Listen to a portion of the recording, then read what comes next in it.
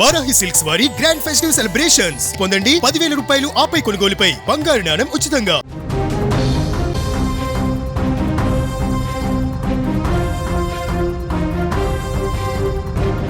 పుట్టపర్తిలో దారుణ హత్య చోటు చేసుకుంది. సాఫ్ట్వేర్ ఉద్యోగిని నరికి చంపారు. ఈ హత్య వెనుక అతడి స్నేహితులనే ఉన్నారని కూడా తెలవడం ఇప్పుడు నివరపరుస్తుంది. రియల్ ఎస్టేట్ వ్యాపార లావాదేవీలలో తలెత్తినటువంటి వివాదాలలో భాగంగానే ఈ హత్య జరిగినట్టుగా తెలుస్తుంది. తమతో కలిసి తిరిగి స్నేహితుడే అని చూడకుండా దారుణంగా చంపేశారు.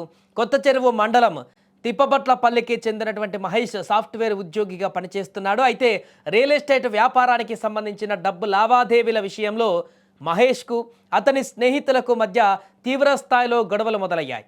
ఈ నెల 1వ తేదీన వ్యాపారాలలో తలెత్తినటువంటి డబ్బు విభేదాలతో ఇరు వర్గాలు కొత్త చెరువు పోలీసులను ఆశ్రయించారు. ఇక పోలీసులు ఇరువురికి కౌన్సిలింగ్ ఇచ్చి పంపినప్పటికీ స్నేహితుల ముసుగులో ఉన్నటువంటి హంతకులు మహేష్ పైన కక్ష పెంచుకున్నారు.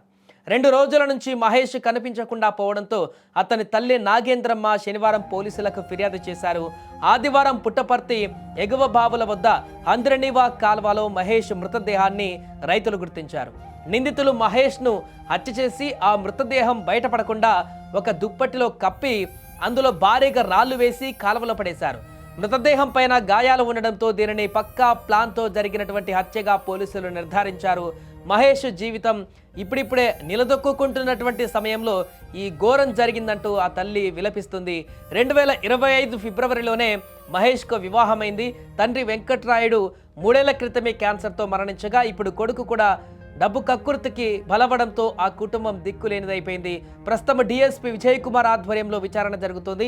ఈ హత్య కేసులో ఒక కీలక వ్యక్తితో పాటు మరొకరిని కూడా పోలీసులు ఇప్పటికే అదుపులోకి తీసుకున్నారు. ఇక అన్ని కోణాలలో కూడా ఈ యొక్క కేసుకు సంబంధించినటువంటి దర్యాప్తునైతే కొనసాగిస్తున్నారు. రియల్ ఎస్టేట్ వ్యాపారాలే ఈ హత్యకు కారణమయ్యాయా, ఇంకా ఇతరత్ర కారణాలు ఏమైనా ఉన్నాయా అనేటువంటి అన్ని కోణాలలో కూడా ప్రస్తుతమైతే దర్యాప్తు కొనసాగిస్తున్నారు. ఏదేమైనా కూడా ఒక ఐటీ ఉద్యోగం చేస్తూ ఇప్పుడిప్పుడే తన యొక్క జీవితాన్ని పూర్తిగా నిలదొక్కుంటూ కుటుంబాన్ని అద్భుతంగా పోషించాలనుకున్నటువంటి ఆ యొక్క నిండు ప్రాణం బలి కావడం పట్ల కుటుంబ సభ్యులు ఇప్పుడు తీవ్ర శోకంలో మునిగిపోయారు. ఈ యొక్క ఇతను సాఫ్ట్వేర్లో పనిచేస్తాడు, వర్క్ ఫ్రమ్ హోమ్లో ఉన్నాడు. ఇతనికి ఆ లోకేష్ అని చెప్పేసి మరకుంటపల్లికి సంబంధించిన ఆ వ్యక్తికి ఫ్రెండ్షిప్ అంతా ఉండేది. రియల్ ఎస్టేట్ లావాదేవీలు కూడా వాళ్ళకు ఉన్నాయి. ఆ డబ్బు విషయంలో కూడా వీళ్ళకు కొంత మనస్పర్ధలు ఉన్నాయి. దాని తర్వాత మరి లోకేష్ను కొట్టాడు ఈ యొక్క మహేష్, ఇప్పుడు చనిపోయిన వ్యక్తి మహేష్ అని చెప్పేసి తెలిసిన తర్వాత దాంట్లో కూడా మనము 1వ తేదీ ఎఫ్ఐఆర్ కూడా కట్టడం జరిగింది. ఇతను మహేష్ దాడి చేశాడు లోకేష్ పైన అని చెప్పేసి, కొట్టాడని చెప్పేసి.